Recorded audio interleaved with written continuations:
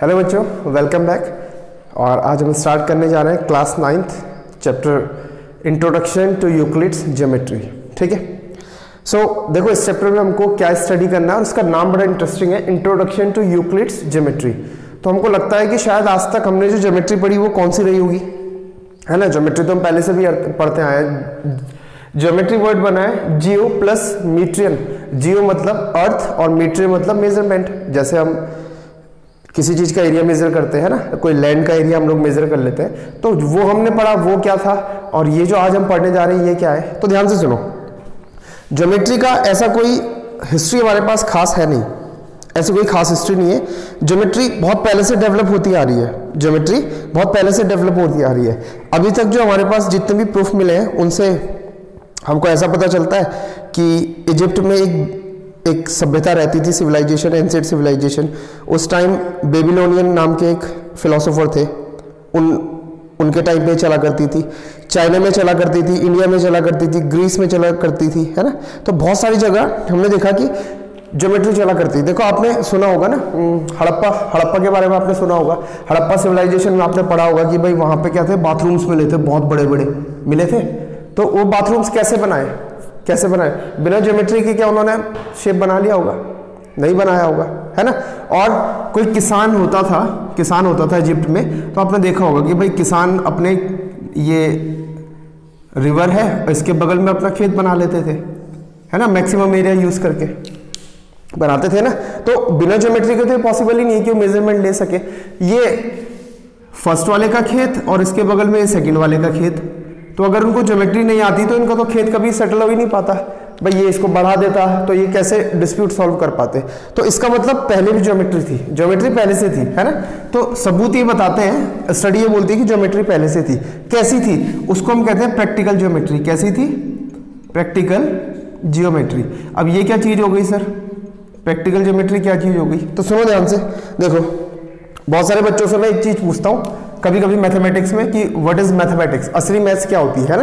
तो देखो मैं पूछता हूँ बच्चों से कि बेटा ये बताओ कि 100 रुपीज पर केजी की कॉस्ट है ना राजमा की दाल 100 रुपीज पर केजी की मिलती है, और आप शॉपकीपर हो या आप नहीं हो, आपने देखा होगा कि गांव में बूढ़े बुजुर्ग दादाजी लोग दुकान चलाते हैं, मान लीजिए वो ज्यादा पढ़े लिखे नहीं है ना, होता है ऐसा, और आप उनके पास देखे बोलते हो कि 5 रुपए की दाल दे दो, 5 रुपए की दाल दे दो। वो फटाक से हिसाब लगा लेते नहीं लगाते, कोई कैलकुलेटर का यूज नहीं करते, आपको तुरंत 5 रुपए की दाल तोल के दे देते हैं। तो that is called practical geometry. कोई रिटर्न प्रूफ नहीं है उसका, बट उनको आती है, वो लोग यूज करते हैं। बात समझ में आई?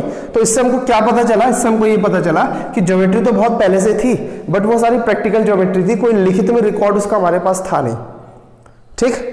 ठीक है। अब बढ़ते हैं स्टोरी में आगे। तो ये प्रैक्टिकल ज्योमेट्री पहले से चली आ रही थी, है ना। अब आगे बढ़ते हैं। इसमें फिर 800 BC से 500 BC के बीच सुलभ सूत्र एक बुक इंडियन मैथमेटिशियन ने लिखी थी, उसमें भी उन्होंने बहुत सारी चीजें बताई थी। तो ऐसे होता चले गया। हमारे पास देखो फिर क्या हुआ, फिर ध्यान से सुनो, एक ग्रीक मैथमेटिशियन आए। ग्रीक मैथमेटिशियन ये इजिप्ट में रहा करते थे और इनका नाम था यूक्लिड, जिनके नाम से चैप्टर का नाम है यूक्लिड्स ज्योमेट्री। यूक्लिड एक मैथमेटिशियन थे, एक मैथ्स के टीचर थे। ठीक है। कहाँ रहते थे? अलेक्जेंड्रिया, इजिप्ट में एक जगह है, वहां रहा करते थे। इन्होंने क्या करा, ध्यान से सुनो, मतलब चैप्टर का नाम इंट्रोडक्शन टू यूक्लिड्स ज्योमेट्री क्यों पढ़ा। इन्होंने क्या करा, इनको जो भी नॉलेज मिला, इन्होंने सुना होगा कि भाई ऐसा कहा जाता था, ज्योमेट्री में ऐसा लिखा जाता था। इन्होंने क्या करा, वो सारा का सारा नॉलेज एक जगह इकट्ठा करा और उसे लिख दिया। समझ में आई बात? अभी तक जो नॉलेज प्रैक्टिकल था, इन्होंने उसको लिख दिया, उसे रिटर्न में कन्वर्ट कर दिया। ठीक। तो देखो, Euclid collected all the known work and arranged it in his famous treatise called Elements। तो यूक्लिड ने क्या करा कि उस समय तक ऑल द नोन वर्क, जितना भी ज्योमेट्री के बारे में लोग जानते थे या किसी से सुना, है ना, किसी मैथमेटिशियन से पूछा, वो सब उन्होंने क्या करा, सम अप कर लिया, लिख लिया, नोट कर लिया। और उसको कहाँ लिखा उन्होंने एक बुक लिखी जिसका नाम था एलिमेंट्स। क्या नाम था? ठीक है, एलिमेंट्स था। फर्दर उसके बारे में information, he divided the elements into 13 chapters and each chapter called a book. ठीक है, तो उन्होंने उस एलिमेंट के अंदर 13 चैप्टर लिखे। जैसे मान लीजिए हमारी ये मैथमेटिक्स की बुक है ना, मैथमेटिक्स की बुक है। अब इसके अंदर कितने चैप्टर है? इसके अंदर हमारे पास 16 है ना, हाँ 15-16 चैप्टर है। ठीक है, तो वैसे ही उन्होंने अपनी बुक एलिमेंट के अंदर 13 चैप्टर लिखे और हर एक चैप्टर को उनकी लैंग्वेज में कहा गया बुक। ठीक है ना, ये वाली बुक नहीं है, वहां पे चैप्टर्स को बुक कहते थे। ठीक है, तो उन्हें कहा गया बुक। ठीक, अब इसके अंदर यूक्लिड ने बहुत कुछ लिखा, हमको सब कुछ नहीं पढ़ना है, हमको लिमिटाइज हमारे सिलेबस में पढ़ाया जा रहा है, कुछ लिमिटाइज पढ़ाया जा रहा है। ठीक है, तो यूक्लिड ने क्या करा, देखो उससे उन्होंने, यूक्लिड का नाम इसलिए बहुत इंपॉर्टेंट है क्योंकि उन्होंने फर्स्ट टाइम अटेम्प्ट करा ज्योमेट्री को रिटर्न में कन्वर्ट करने में। ऐसा नॉलेज जो लिखा हुआ रहेगा तो किसी और के काम आ सकता है। जैसे आज बुक्स है, आप लोग क्या करते हैं, अपने सीनियर से बुक ले लेते हैं, है ना, तो अगर बुक छपी भी नहीं होती तो नॉलेज पास कैसे होता बताओ? फिर तो आपको टोटली बेस्ड होना पड़ता किसी ऐसे व्यक्ति पे जिसको सब कुछ याद है, वो आपको मुंह से बोल के पढ़ाता, जैसे गुरुकुल टाइम पे चला करता था, और आप भी मुंह से उसे कान से सुन करके ग्रहण कर लेते हैं। बात समझ में आ रही है? ठीक, तो उन्होंने अपनी बुक में क्या क्या चीजें लिखी, देखो उन्होंने लिखी डेफिनेशंस, फिर लिखी एक्सियम्स और फिर लिखी पोस्टुलेट्स। डेफिनेशंस, 3 चीजें उनकी हमारे सिलेबस में मेन है, एक डेफिनेशंस है, दूसरी एक्सियम्स जो हमको सीखनी है, और तीसरी है पोस्टुलेट्स, है ना, तीसरी है पोस्टुलेट्स। तो सबसे पहले हम डेफिनेशंस पे आते हैं, ये दोनों तो बात की बात है। डेफिनेशंस में यूक्लिड ने क्या क्या दिया? अच्छा, यूक्लिड ने टोटल 23 डेफिनेशंस दी थी। कितनी दी थी? जिसमें से हमारे सिलेबस में 7 है, तो हमारे लिए बहुत अच्छी बात है, हमको 7 ही सीखनी है, 7 ही लर्न करनी है। ठीक है, तो स्टार्ट करते हैं। डेफिनेशन में क्या हुआ, मतलब किसी चीज को डिफाइन करना। अब देखो यूक्लिड ने डेफिनेशंस कैसे दी, उन्होंने जो भी चीज देखी उसको ऑब्जर्व करा, ऑब्जर्व करने के बाद जो भी कुछ उनकी समझ में आया वो उन्होंने नोट कर लिया। सबसे पहले स्टार्ट करते हैं, इसको क्या बोलते हैं मैथ्स में? पॉइंट। इसी पॉइंट की पहले डेफिनेशन बनाई, देखो क्या लिखा उन्होंने, a point is that which has no part. मैं पूछता हूं उस पॉइंट की लेंथ कितनी है ही नहीं सर। विड्थ कितनी है? नहीं है सर। इस पॉइंट का सेंटर पार्ट कौन सा है? नहीं है, ये खुद ही एक छोटा सा डॉट है ना। तो उन्होंने यही इसको ऑब्जर्व करा और यही बता दिया, a point is that which has no part. ठीक है, पहली डेफिनेशन समझ में आई। सेकंड की तरफ बढ़ते हैं। पॉइंट से देखो, पॉइंट्स मिलाए मैंने तो क्या बन जाएगी? लाइन। मैंने आपको पढ़ाया था, है ना, एक लाइन ड्रॉ करने के लिए मिनिमम 2 पॉइंट्स चाहिए होते हैं। तो लाइन के बारे में उन्होंने क्या बोला? A line is widthless quantity. Line क्या होती है? जिसकी विड्थ ही नहीं होती, लेंथ ही लेंथ होती है। ये देखो लाइन है, इसकी लेंथ ही लेंथ है। उन्होंने यही ऑब्जर्व करा। अब क्या और क्या ऑब्जर्व कर सकते थे इसके बारे में?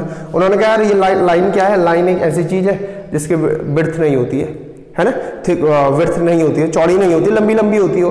तो सेकंड डेफिनेशन क्लियर, जो वो ऑब्जर्व करते गए उसको एज अ डेफिनेशन लिखते चले गए। थर्ड है the ends of a line are points. ये तो हमने छोटी क्लासेस से पढ़ा होता है ना, कि अगर ये लाइन तो दोनों डायरेक्शन में बढ़ती है, लेकिन अगर मैं इसका कहीं पे एंड कर दूं, टर्मिनेटेड बना दूं इसे, टर्मिनेटेड लाइन जो कि हम बोर्ड पे ड्रॉ करते हैं, तो इसके एंड क्या होंगे? एक पॉइंट होंगे। ये तो हमने छोटी क्लास में भी पढ़ा है, बट हमको नहीं पता था कि ये यूक्लिड ज्योमेट्री के अंदर आता है, आज पता चलने लगा है। तो बहुत सारी चीजें पुरानी है जो हमने सीखी होती है। ठीक, clear. Point number 3। Point number 4 की तरफ आते हैं। अ स्ट्रेट लाइन। अब उन्होंने आगे क्या बताया, देखो, अ straight line is a line which lies evenly with the points on itself. बड़ा इंटरेस्टिंग सा है, एक बार पढ़ के शायद ना समझ में आए। देखो उन्होंने बोला कि एक स्ट्रेट लाइन कौन सी लाइन होती है? जैसे ये पॉइंट्स है, मान लीजिए ये 1 2 3 4 5 6। अब इसके ऊपर मैंने एक लाइन बनाई, ये, ठीक है। इवनली लाई करना मतलब बराबर लाई करना, इवनली लाई करना मतलब बराबर लाई करना। तो अ straight line is a line which lies evenly with the points on itself. तो इसके ऊपर जितने भी पॉइंट है ये उसके ऊपर इवनली लाई करेगी। समझ में आई कहानी? इसके अलावा और कुछ वो ऑब्जर्व कर नहीं पाए, तो ये उन्होंने डेफिनेशन दी। मतलब ऐसा नहीं होना चाहिए ना कि हम कह रहे हैं ये एक लाइन है और ये पॉइंट इसके ऊपर लाई करता है साहब, ऐसा नहीं माना जा सकता। ठीक है, अंडरस्टूड है, कॉमन सेंस की बात है ना। ठीक है, आई बात समझ में? आया? ठीक, नेक्स्ट अ सरफेस। अब देखो लाइन हो गई, अब 2 लाइनें मिला लेते हैं, एक लाइन 2 लाइन, फिर एक लाइन 2 लाइन, ये क्या बन गया? सरफेस। ये क्या बन गया? सरफेस। सरफेस 2D होता है, ध्यान रखेंगे, सरफेस 2D होता है। और 3D को क्या बोलते हैं? स्पेस। क्या बोलते हैं? स्पेस, जहां पे LBS तीनों आता है उसको हम स्पेस से डिनोट करते हैं, और जहां पे टू सरफेस का मतलब होता है 2D, जिसको मैं बोर्ड पे बना सकता हूं। तो देखो उन्होंने सरफेस के बारे में क्या बोला, अ surface is that which has length and breadth only. यही तो ऑब्जर्व करा आपने, इसमें L है, ये भी L ही होगा ना, और ये B है तो ये भी B होगा। तो यही डेफिनेशन उन्होंने बना दी कि a surface is that which has length and breadth only. Clear हुआ? क्लियर। चलिए अब बढ़ते हैं नेक्स्ट पॉइंट की तरफ। The edges of a surface are lines. दिख रहा है सरफेस, कोई भी सरफेस ले लो, है ना, इस बोर्ड को देखो, इसका जो एज है ये कैसा है, एक लाइन है। कैसा है? एक लाइन है। ठीक है, तो यही उन्होंने बोला।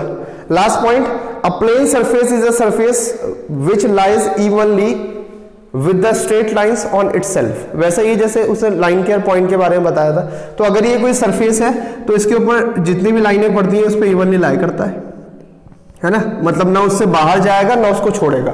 ठीक है, हो गई। तो ये 7 डेफिनेशन है बच्चों, और ये हमको लर्न भी करनी है। कभी कभी एग्जाम में डायरेक्ट क्वेश्चन पूछा जाता है कि right any 2 definitions from Euclid's geometry, तो हमको याद रखनी पड़ती है और लिखनी पड़ती है। ठीक है ना, आई बात समझ में? ठीक। इसके बाद मैं आपको बताऊंगा एक्सियम्स किसे बोलते हैं, पोस्टुलेट किसे बोलते हैं, और यूक्लिड्स ने कितनी हमको एक्सियम पढ़ाई है, 7 एक्सियम पढ़ाई है ना, और कितनी पोस्टुलेट पढ़ाई है, 5 पोस्टुलेट पढ़ाई है। तो उनको हम इसके बाद स्टडी करेंगे, पहले आप इतना नोट कर लीजिए, है ना। Till then pause the video and note it down. ठीक है, आप नोट कर लीजिए इसे।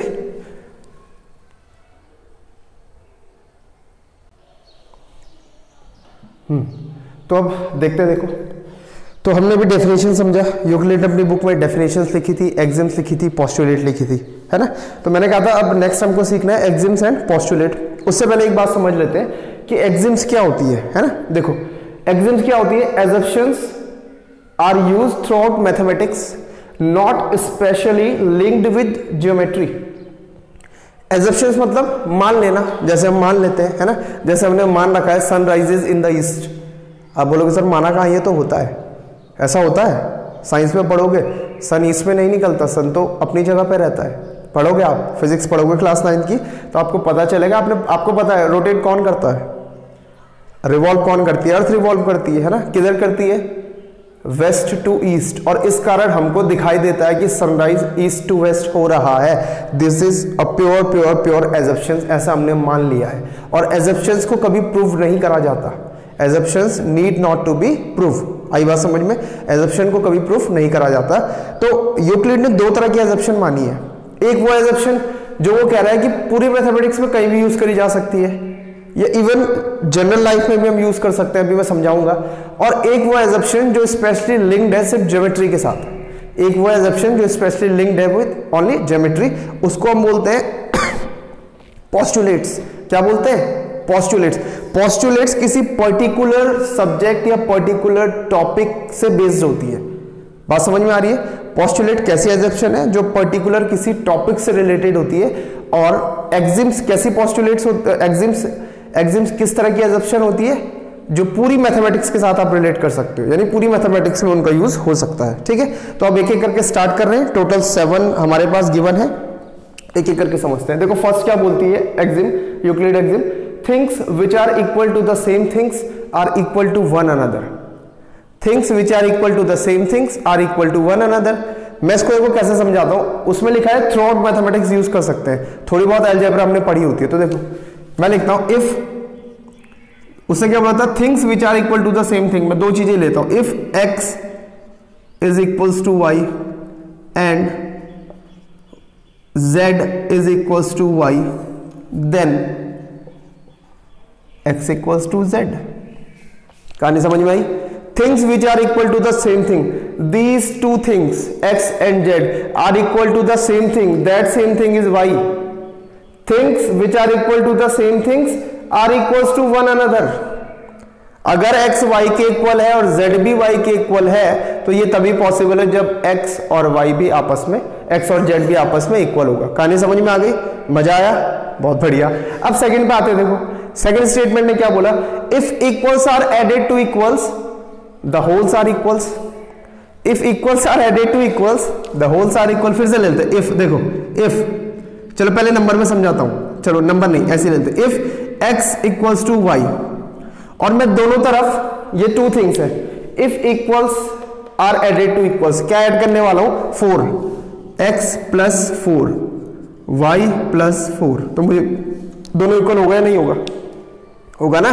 पहली कंडीशन थी if x equals to y है और मैं दोनों तरफ 4 प्लस कर दूं, देखो आप इसे सिंप्लीफाई करेंगे तो कैंसिल हो जाएगा, तो सही स्टेटमेंट है। आई बात समझ में? If equals are added to equals then the wholes are equal. ऐसे नहीं समझ में आता तो एक और चीज देखो, इधर लिखा मैंने 1/2 और इधर लिखा 0.5, चीज तो एक ही है पर आपको समझाने के लिए मुझे करना पड़ रहा है। ठीक है, दोनों तरफ 1 ऐड कर लेता हूं मैं।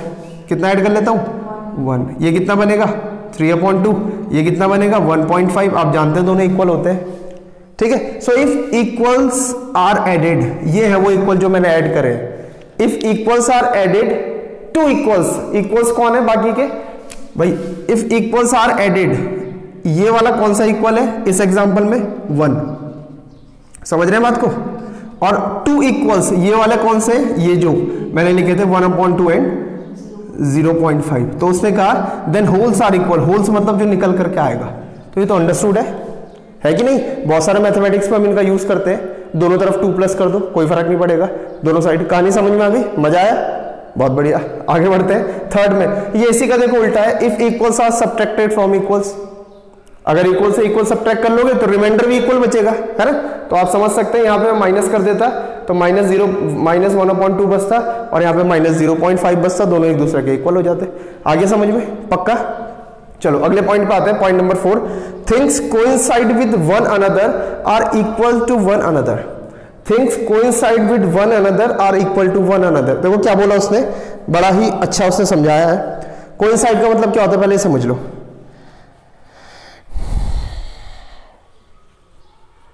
मेरे हाथ में इस समय 2 हैंकी है ना? हैंकी बोर्ड साफ करने का काम आता है, बाकी और कुछ काम नहीं है इनका। ठीक है, देखो ये एक हैंकी है आगे से दिख रहा और ये दूसरा हैंकी है। अगर मैं एक हैंकी को दूसरे हैंकी के ऊपर रखता हूं और ये परफेक्टली इसे कवर कर लेता है, यानी आपको सेकंड हैंकी नहीं दिख रहा है, आप मान लीजिए नहीं दिखाई दे रहा है, ठीक है ना? तो इसको हम कहते हैं कोइंसाइड करना। कोइंसाइड करना यानी इस चीज ने इस चीज को पूरी तरीके से ढक लिया है। ढक लिया है मतलब उसको पूरा छुपा लिया है, ऐसा नहीं कि उससे एक्स्ट्रा निकल गया है, बस उतना ही जितना वो था। बात समझ में आ रही है? ठीक, तो अगर ये हैंकी इस हैंकी को पूरी तरह कोइंसाइड कर लेता है तो इसका मतलब दोनों बराबर है, फिर दोनों का एरिया बराबर होगा। कहानी समझ में आ गई? तो यही इस पॉइंट ने समझाया था, things coincide with one another are equals to one another. ठीक है, ठीक। नेक्स्ट था the whole is greater than the part. हाँ सर ये क्या बात है? तो बहुत आसान है, the whole is greater than the part. क्या बोल रहा है देखो, मान लीजिए एक लाइन थी 5 सेंटीमीटर की, ये होल मतलब पूरी कितनी है 5 सेंटीमीटर। मैं इसका 1 सेंटीमीटर हिस्सा काट लूं तो ये इसका क्या बन गया पार्ट, इसके 2 पार्ट बन गए। देखो part first part second. Part first कितना है 4 सेंटीमीटर और पार्ट सेकंड कितना है 1 सेंटीमीटर। अब मुझे बताओ whole will be always greater than the part और नॉट, है ना? होगा ना? तो ये क्या थी एजम्पशन, और मैंने क्या बोला था they do not need to be proof. इनको प्रूफ नहीं करा जाता, ये माना जाता है कि ऐसा होता है। अब कोई आपसे बोलेगा कि प्रूफ करके दिखाओ whole is greater than the part, आप बोलोगे क्या पागल वाली बात कर रहे हो, ये तो होता है, इसमें प्रूफ क्या करना है। बात आई समझ में? आई ना? ठीक है, ठीक। तो ये थे हमारे पास, अभी 2 और बची है, तो आप इसको नोट कर लीजिए। और जहां पे मैंने एग्जांपल लिखे आप लिख सकते हैं, नो प्रॉब्लम, है ना? यहां पे भी लिख सकते हैं एग्जांपल के लिए, if x equals to Y then x minus Z equals to Y minus Z, है ना? Wholes are subtracted, equals are subtracted from the equals then the remainders are equal. ठीक है, यहां पे देखो ये इसी की फॉर्म है, तो इसको मैं लिखवा नहीं रहा हूं, इसको छोड़ देते हैं। और इसमें आप ये एग्जांपल लिख सकते हैं, लिखना चाहें तो लिख सकते हैं, ठीक है? नहीं लिखना चाहे तो आपका काम है समझना, ठीक है? अच्छा 2 और बची हैं, आप इसको नोट कर लीजिए, बाकी की 2 लिख लेता हूं फिर। चलिए अब रिमेनिंग 2 एग्जिम्स हम और पढ़ लेते हैं। देखो क्या लिखा है, 6 एग्जिम बोलती है things which are double of the same things are equal to one another. आया कोई आइडिया? नहीं आया? अभी आएगा। देखो वो कह रहा है वो चीजें जो किसी सेम चीज का डबल होती है वो आपस में भी इक्वल हो जाती है। नहीं सर अभी भी नहीं आया, तो देख लो, देखो पहले समझ लो, if x equals to 2 times of y and z equals to 2 times of y then x is equals to z। अब आया समझ में? आ गया ना। Things which are double of the same thing, here things कौन कौन है, ये कौन कौन है, देखो मैं ऐसा लिखता हूँ वन वन वन, वन कौन है, ये है, ये इन दोनों के बारे में बात कर रहा हूं। These are the two things which are double of the same things, ऐसा लिखना, चलो सेम थिंग लिखना चाहिए था मुझे, है ना, कुछ गड़बड़ है क्या, हाँ मैं ठीक कर देता हूँ, सेम थिंग लिखवा लेता हूँ, है ना। तो ये सेम थिंग कौन सा वाला है, इसके लिए मैं 2 डिनोट करता हूँ, आपको ऐसा लिखना नहीं है, नोटबुक में खाली समझा रहा हूँ, ये है वो, ये है वो, वाई है वो, 2 2, समझ में आई कहानी। So these two will be equal to one another, clear. चलो नेक्स्ट वाला इसी का उल्टा है, यहाँ वहां पे 2 टाइम्स किया था, यहाँ पे हाफ करना है, यहाँ पे हाफ करना है। इफ फिर से x equals to half of y and z equals to half of y, then जल्दी बताओ, x इक्वल्स टू z, ये तो बोला उसने। आगे समझ में आया, समझ में? तो एक बार मेरे साथ बोलो, things which are double of the same thing, बोलो, are equal to one another, and on the same if things which are halfs of the same thing are equal to one another. ठीक है, तो note कर लीजिए इसे। फिर हम आ रहे हैं पोस्टुलेट्स पे। अच्छा, पोस्टुलेट्स में बढ़ने से पहले एक एग्जिम हमारे पास और है, नेम्ड एग्जिम है, एग्जिम 5.1, इसको और समझ लेते हैं, है ना। देखो एग्जिम है तो कोई प्रूफ नहीं होगा इसका, ऑब्वियस ट्रू है ना। ऐसे ही पोस्टुलेट होंगी तो उनका भी कोई प्रूफ नहीं होगा, वो भी ऑब्वियस ट्रू होंगी, तो बस खाली समझना है। तो क्या बोलता है, देखो स्टेटमेंट बोल रहा है, गिवन 2 डिस्टिंक्ट पॉइंट्स, डिस्टिंक्ट मतलब अलग अलग, 2 अलग अलग पॉइंट अगर आपको दिए गए, मान लीजिए एक पॉइंट ये रहा P और एक ये रहा Q, ठीक है, एक पॉइंट है P, एक पॉइंट है Q, given 2 distinct points, there is a unique line that passes through them. तो आप सिर्फ ऐसी एक ही लाइन बना सकते हैं, वो यूनिक होगी जो इनसे पास होती होगी। तो मैंने मान लीजिए स्टूडेंट ए को बुलाया कि बेटा एक लाइन बनाओ जो इन दोनों से पास हो रही है, तो उसने कहा ठीक है सर कोई दिक्कत नहीं है, उसने स्केल रखी और ये लाइन ड्रॉ कर दी, है ना, इस तरीके से ये लाइन ड्रॉ कर दी उसने। आई बात समझ में? ठीक। मैंने स्टूडेंट बी को बोला आप आओ, आप भी एक और लाइन बना के दिखाओ जो इन्हीं दोनों पॉइंट से पास होगी, तो वो भी यही स्केल रखेगा, उसकी भी सेम लाइन आएगी, आएगी नहीं आएगी? कोई दूसरी लाइन आप बना सकते हो जो इन्हीं दोनों पॉइंट से पास हो रही होगी? नहीं बना सकते, नहीं बना सकते। कैसे बनाओगे बताओ, सोचो ना। अरे नहीं बन सकती, यहां से वो लाइन इन दोनों से पास होनी चाहिए, लाइन मतलब स्ट्रेट लाइन। ऐसा थोड़ी है कि मैं ऐसा बना दूंगा कि सर ये पास हो रही है, ये लाइन नहीं है, देखो बन ही नहीं रही, इससे मार्कर भी रुक गया था। चलो ये लाइन थोड़ी है, ये क्या है, ये तो कर्व है, क्लास 8 में पढ़ा है ना, कर्व एंड लाइन। तो ऐसी सिर्फ एक ही लाइन हो सकती है। अब ये भी ऑब्वियस ट्रूथ है, हमको समझ में आ रहा है ऐसा ही होता है ना, तो इसी को तो एग्जिम बोलते हैं। ठीक है, एग्जिम 5.1 बात आई समझ में, इसको नोट कर लीजिए। तो चलिए अब आते हैं पोस्टुलेट्स पे, है ना। पोस्टुलेट क्या होती है, देखो मैंने आपको बताया था कि डेफिनेशन के बाद यूक्लिड ने एजप्शन लगाए और एजप्शंस को उसने 2 कैटेगरी में डिवाइड कर दिया। एक को उसने कहा axioms, axioms were can be used for the whole mathematics, they were not only specified to geometry, है ना। मतलब जो भी उसने पढ़ा था, the things which are equal to the same things are also equal to one another, वो सारी की सारी चीजें खाली मैथमेटिक्स, खाली ज्योमेट्री के लिए नहीं, पूरी मैथमेटिक्स में लगाई जा सकती है। और किन एजप्शन को पोस्टुलेट कहा गया, वो एजप्शन जो खाली ज्योमेट्री के लिए रेस्ट्रिक्टेड थी, जिनका यूज सिर्फ ज्योमेट्री में हो सकता है, यानी उनमें स्टेटमेंट भी सारे वही आते होंगे जो ज्योमेट्री में जनरली हम लोग यूज करते हैं। तो स्टार्ट करते हैं। फर्स्ट देखिए, first postulate, a straight line may be drawn from any one point to any other point. कह रहा है कि स्ट्रेट लाइन बनानी है, तो एक पॉइंट ये रहा और एक पॉइंट ये रहा और इन दोनों को ज्वाइन कर दो। तो एक स्ट्रेट लाइन बनाने के लिए हमको मिनिमम 2 पॉइंट की रिक्वायरमेंट होती है, इसका ये मीनिंग है। ठीक है, अभी मैंने जस्ट आपको एग्जिम 5.1 बताई थी, वो भी यही तो बोलती थी, इसी का रिजल्ट एग्जिम 5.1 है ना, जिसमें उसने बोला था given 2 distinct points there is a unique line that passes through. देख लो वही तो है, पॉइंट P पॉइंट Q इनसे पास होने वाली एक ही लाइन बनाई जा सकती है। ठीक, आया समझ में?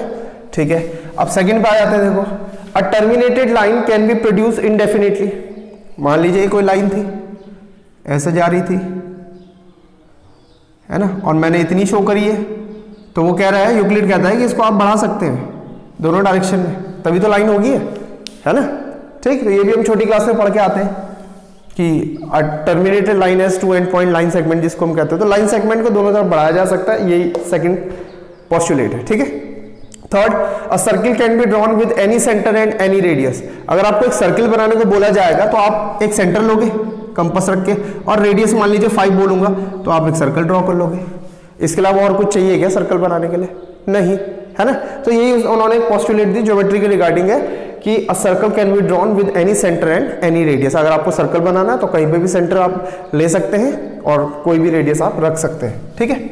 फोर्थ पॉइंट देखो कितना आसान है, all right angles are equal to one another. भाई मैं आपसे बोलूंगा एक राइट एंगल बनाओ तो आपका मेजरमेंट कितना आएगा? 90 डिग्री। मैं एक राइट एंगल बनाऊंगा तो मेरा मेजरमेंट कितना आएगा? 90 डिग्री। तो जितने भी दुनिया में राइट एंगल बनेंगे सब एक दूसरे के इक्वल होंगे। ये कुछ वैसा नहीं है the things which are equal to the same thing are also equal to one another. मेरा राइट एंगल आपके बगल वाले के राइट एंगल के बराबर है, आपका राइट एंगल अपने बगल वाले के राइट एंगल के बराबर है, तो आपका मेरा राइट एंगल इक्वल हो जाएगा, ठीक है। आई बात समझ में? ठीक। अब इसके बाद सबसे इंपॉर्टेंट पोस्टुलेट आने वाली है, दैट इज पोस्टुलेट नंबर 5। थोड़ी सी लंबी है, आप इसको नोट कर लीजिए, फिर मैं उसको समझाता हूं। चलिए अब आते हैं last but very very important, है ना, वेरी वेरी इंपॉर्टेंट पोस्टुलेट पे, पोस्टुलेट नंबर 5। देखिए क्या बोलता है स्टेटमेंट क्या बोलता है? स्टेटमेंट बोल रहा है if a straight line falling on two straight lines, 3 लाइनों की बात हो रही है, तीनों स्ट्रेट होनी चाहिए। If a straight line falling on two straight lines, मान लीजिए ये 2 स्ट्रेट लाइन है मेरे पास, है ना, L M, और इन पे एक स्ट्रेट लाइन फॉल होती है मतलब इनको इंटरसेक्ट करनी चाहिए एक पॉइंट पे कम से कम, तो इसको भी इंटरसेक्ट करा और इस लाइन का नाम मैं रख देता हूं P, ठीक है।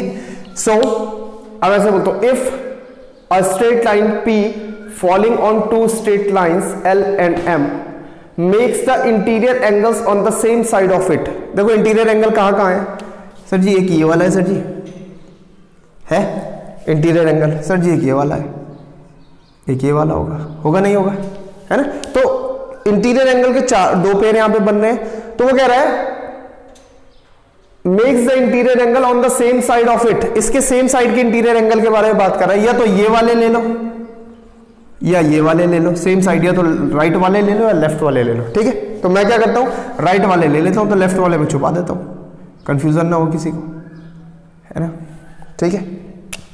ठीक, तो इनकी बात कर रहा हूं, ठीक है। Makes the interior angle on the same side of it taken together, दोनों को साथ में ले लो को मतलब इनका सम ले लो। तो मान लो इसका नाम एंगल, कुछ नाम देता हूं A, this is B, this is C and this is D। दोनों को साथ में ले लो मतलब सम कर लो, angle CAB plus angle ACD, है ना, ठीक। अच्छा एक चीज और ध्यान रखना, ये भैया पैरेलल लाइन नहीं है कि कहीं क्लास अपना दिमाग घूम रहा हो इर्द का कि पैरेलल लाइन है, मैंने बोला ही नहीं है। जब तक मैं बोलूंगा नहीं आप पैरेलल नहीं मान सकते हैं, ठीक है ना। इसलिए मैंने जानबूझ के बनाई भी ऐसी कि पैरेलल ना दिखाई दे, फिर भी कुछ बच्चों को पक्का पैरेलल लग रही होगी ना। हाँ, तो लॉकडाउन खुलने के बाद आंखों का इलाज थोड़ा सा करवाइएगा, ठीक है। चलो आगे बढ़ते हैं। टेकन टुगेदर हमने ले लिए, लेस देन 2 राइट एंगल्स मतलब 90 इंटू 90 प्लस 90 बराबर 180। कह रहा है अगर इनका सम लेस देन 180 आया, तो क्या होगा, then the 2 straight lines if produce indefinitely, तो इन दोनों स्ट्रेट लाइन को अगर मैं इंडेफिनेटली बढ़ाऊं इस तरीके से, है ना, बढ़ाओ इंडेफिनेटली मतलब बढ़ाते जाओ, तो क्या बोल रहा हूं, meet on that side on which the sum of angles is less than 2 right angle. तो ये उस साइड मिलेंगी, यानी देखो इधर देखो, क्या लगता है बताओ, लेफ्ट साइड का सम लेस देन 180 आएगा या राइट साइड के इंटीरियर एंगल्स का सम? लेफ्ट साइड,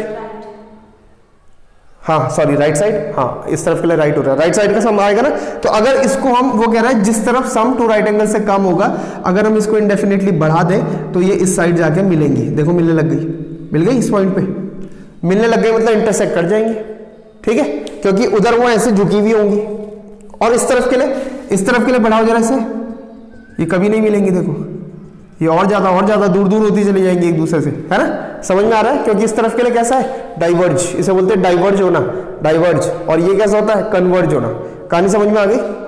तो बस यही 5th पोस्टुलेट ने बोला कि आप क्या कीजिए, एक स्ट्रेट लाइन, किसी 2 स्ट्रेट लाइन पे अगर फॉल हो रही हो तो उस स्ट्रेट लाइन के सेम साइड के इंटीरियर एंगल्स का सम जिस तरफ लेस देन 2 राइट एंगल यानी लेस देन 180 डिग्री आता है उस तरफ दोनों लाइनें इंटरसेक्ट कर जाएंगी अगर उसे इंडेफिनेटली बढ़ाया जाए। कहानी आगे समझ में आ गई? ठीक है, तो इसमें ये तो नहीं करना, आप स्टेटमेंट नोट कर लीजिए। और ये बड़ा ही इंटरेस्टिंग है, ये बड़ा ही इंटरेस्टिंग है क्योंकि इसमें क्वेश्चन आता है कि आप यूक्लिड की फिफ्थ पोस्टुलेट को रिराइट कैसे कर सकते हैं, अपने ओन शब्दों में कैसे लिख सकते हैं। तो लिखवाऊंगा मैं उस टाइम, है ना, मेरे होंगे, फिर आप अपने शब्द उसमें बना सकते हैं। ठीक है, आया समझ में? इसके बाद एक बचती है थ्योरम 5.1 जिसका कि कोई मैं समझाने की कोशिश करता हूं, आप इसको नोट कर लीजिए। चलिए अब आते हैं थ्योरम 5.1 पे। देखो थ्योरम है, 3 चीजें हम पढ़ेंगे। एक्सिम हमने पढ़ी, पोस्टुलेट पढ़ा, थ्योरम पढ़ा। एक्सिम और पोस्टुलेट ऑब्वियस ट्रूथ होते हैं, उनका प्रूफ नहीं दिया जाता, बट थ्योरम, जब भी हम थ्योरम वर्ड यूज करेंगे उसका प्रूफ होता है, थ्योरम को प्रूफ करा जा सकता है ना। तो जितने भी थ्योरम हम लगभग इस आगे आने वाली मैथमेटिक्स में पढ़ेंगे, हमको सबका प्रूफ आना चाहिए। 9th में किसी भी चीज का प्रूफ आपसे पूछा जा सकता है और आपको देना पड़ता है। तो स्टार्ट करते हैं। थ्योरम 5.1 बोलती है 2 distinct lines can not have more than 1 point in common. पहले इसका मीनिंग समझो। कह रहा 2 डिस्टिंक्ट मतलब 2 अलग अलग लाइन, एक ये रही और एक ये रही, ठीक है। इनमें कह रहा है कि एक से ज्यादा कॉमन पॉइंट हो ही नहीं सकता, एक से ज्यादा नहीं हो सकता, मतलब एक से कम हो सकता है, यानी 0 हो सकता है। जैसे ये है, अभी ये दोनों एक दूसरे को इंटरसेक्ट नहीं कर रही है, दोनों कॉमन पॉइंट, है ना। और अगर मैंने इन्हें बढ़ा दिया, देखो इसको आगे बढ़ा दिया, इसको भी बढ़ा दिया, अब इनमें कितना कॉमन पॉइंट आया? एक से ज्यादा भी हो सकता है क्या? नहीं हो सकता। कैसे हो जाएगा बताओ? एक से ज्यादा हो सकता है, कब होगा? जब लाइन कोइंसिडेंट होंगी, एक के ऊपर एक लाइन लाई करेगी, तब हम बोलेंगे बहुत सारे पॉइंट आ गए, बोलेंगे ना। बट आपको इसमें 2 अलग अलग लाइन नहीं दिखाई देगी। यहां बात हो रही है 2 डिस्टिंक्ट लाइंस की, आपको साफ साफ 2 अलग अलग लाइंस दिखनी चाहिए, ठीक है। तो हमको समझ में आया कि हाँ सर होता तो ऐसे ही है। 2 डिस्टिंक्ट लाइन अगर आपस में इंटरसेक्ट करती है तो उनका एक ही पॉइंट कॉमन होता है। तो वही स्टेटमेंट बोल रहा है 2 distinct lines can not have more than 1 common points. 2 अलग अलग लाइन का या तो होगा ही नहीं कॉमन पॉइंट, वो पैरेलल हो जाएंगी, और या फिर अगर इंटरसेक्ट करेंगी तो उनपे एक ही कॉमन पॉइंट आने वाला है, ठीक है। ठीक, अब इसका प्रूफ कैसे देना है? देखो प्रूफ के लिए मैं डायग्राम नहीं बना सकता क्योंकि बनता ही नहीं है ऐसा, तो समझने की कोशिश करते हैं। हमने क्या लिखा? हमने प्रूफ में लिखा we have 2 lines L and M। हमने लिखा हमारे पास 2 लाइनें L है और M है। एक लाइन ये रही मान लीजिए L और एक लाइन ये रही M। This is line L, this is line M, ठीक है। और हमको ये शो करना पड़ेगा कि भैया इनमें एक से ज्यादा मतलब कम से कम 2 हम ले लेते हैं, 2 पॉइंट कॉमन है। अब बताओ डायग्राम तो मैं उसको बना नहीं सकता, बन सकता है क्या? नहीं बन सकता। तो हम ये एज्यूम कर लेते हैं, इसका उल्टा हमने एज्यूम करा, let us assume that 2 lines intersect at 2 distinct points at P and Q। तो हमने ये माना कि वो 2 पॉइंट पे काटते हैं, उन दोनों पॉइंट का नाम क्या है? एक पॉइंट का नाम है P और एक पॉइंट का नाम है Q, ठीक है। ठीक, आगे बढ़ते हैं। But this clashes with axiom 5.1, लेकिन ये तो 5.1 से क्लैश कर रही है। ये स्टेटमेंट हमारा क्या थी? Exim 5.1 that only 1 line can pass through 2 distinct point से कहा था 2 डिस्टिंक्ट पॉइंट से पास होकर के सिर्फ एक ही लाइन बनाई जा सकती है, यूनिक। अभी थोड़ी देर पहले हमने पढ़ा था, है ना, एक ही लाइन बनाई जा सकती है ना। बट ये हमने यहां क्या एज्यूम कर लिया? 2 लाइनें हैं। हमने ये तो एज्यूम करा 2 लाइनें हैं। हमने क्या माना कि 2 लाइनें 2 पॉइंट पे इंटरसेक्ट होती है, 2 लाइनें 2 पॉइंट पे इंटरसेक्ट होती है। डायग्राम सुन लो, नहीं बना पाऊंगा मैं, पॉसिबल नहीं है बनाना। 2 लाइनें 2 पॉइंट पे इंटरसेक्ट होती है, तो 2 पॉइंट से जाने वाली कितनी लाइनें हो गई? 2 लाइनें। ये तो मतलब है, अगर मैं कह रहा हूं 2 लाइनें 2 पॉइंट पे इंटरसेक्ट होती है, तो इसका मतलब उन 2 पॉइंट से जाने वाली कितनी लाइन हो गई? 2 लाइनें हो गई। यही स्टेटमेंट निकल रहा है। जबकि एक्सिम 5.1 ने क्या बोला कि 2 गिवन पॉइंट से एक ही लाइन जा सकती है। तो इसने जो हमने एज्यूम करा उसने एक्सिम 5.1 को क्लैश कर दिया, है ना, मतलब उसके बाद भिड़ने लग गया। तो ये तो गलत हो जाएगा। एक्सिम 5.1 अपने आप में ट्रू है क्योंकि हम किस में पढ़ रहे हैं? ज्योमेट्री में। और हमने कहा था एक्सिम तो मैथमेटिक्स की हर पार्ट के लिए ट्रू होती है, हमको यूज करना पड़ेगा। तो फिर हमने आगे लिखा but this clashes with axiom 5.1। कहानी समझ में आई? ठीक है। That only 1 line can pass through the 2 distinct points, ठीक। अब हम बताएंगे कि ये क्लैश क्यों हुआ। This clash has arisen due to our wrong assumption. ये क्लैश क्यों आया? क्योंकि हमने गलत एज्यूम कर लिया था, इसीलिए तो आया। क्या एज्यूम करा? हमने एज्यूम करा था that 2 lines intersect at 2 distinct points. यही तो एज्यूम करा था हमने, इसी कारण ये गड़बड़ आ गया। तो कंक्लूजन क्या निकला? Hence 2 distinct lines can not have more than 1 point in common. तो ये तो कंक्लूजन निकलेगा। हमने क्या माना कि उन दो लाइन के कॉमन पॉइंट कितने हैं, 2 हैं, और इसने एक्सिम 5.1 को क्लैश कर दिया, जो कि गड़बड़ हो रही है। तो हमको पता चला है गलती कहां से स्टार्ट हुई, गलती वहां से स्टार्ट हुई जहां से हमने एजप्शन लगा ली थी। तो ये एजप्शन आप लगा ही नहीं सकते, उसका क्या मतलब निकलता है, आप मान ही नहीं सकते हो कि 2 लाइन 2 पॉइंट पे इंटरसेक्ट करती है। इसका ये मतलब निकलता है कि एक ही पे इंटरसेक्ट करेगी, अगर करेगी तो। समझ में आ गई बात? तो ये इसका प्रूफ है। ठीक है, थोड़ा सा थ्योरेटिकल है बट समझना पड़ेगा आपको। ठीक है, समझ में आ गया? चलिए अब एक्सरसाइज 5.1 और एक्सरसाइज 5.2 हम लोग करेंगे नेक्स्ट वीडियो में। ठीक है, आप आज इसको ढंग से पढ़ना डिटेल में और इसको ढंग से समझना है ना। आज ही आप डेफिनेशंस तैयार कर लें, आप पोस्टुलेट तैयार कर लें, आप एग्जाम्स तैयार कर लें, और फिर मैं मिलूंगा आपको नेक्स्ट वीडियो में। नेक्स्ट वीडियो में हम चैप्टर नंबर 5 को कंप्लीट करने वाले हैं, एक्सरसाइज 5.1 एंड 5.2 को हम पूरी तरीके से समझ लेंगे, नेक्स्ट वीडियो में खत्म कर लेंगे। ठीक है, ओके, फाइनल वर्ड्स बच्चों, अगर आपको समझ में आ रहा है, वीडियो आपके लिए हेल्पफुल है, तो इसको लाइक करें, सब्सक्राइब करें। अगर आपने अभी तक सब्सक्राइब नहीं करा है तो इसे सब्सक्राइब जरूर करें और शेयर करें, ताकि ज़्यादा से ज़्यादा बच्चों तक ये पहुंच पाए और सबकी हेल्प हो पाए, है ना। लॉकडाउन में किसी की स्टडी रुकनी नहीं चाहिए। ठीक है, okay, so see you in the next video. Till then goodbye, have a nice day and जय हिंद।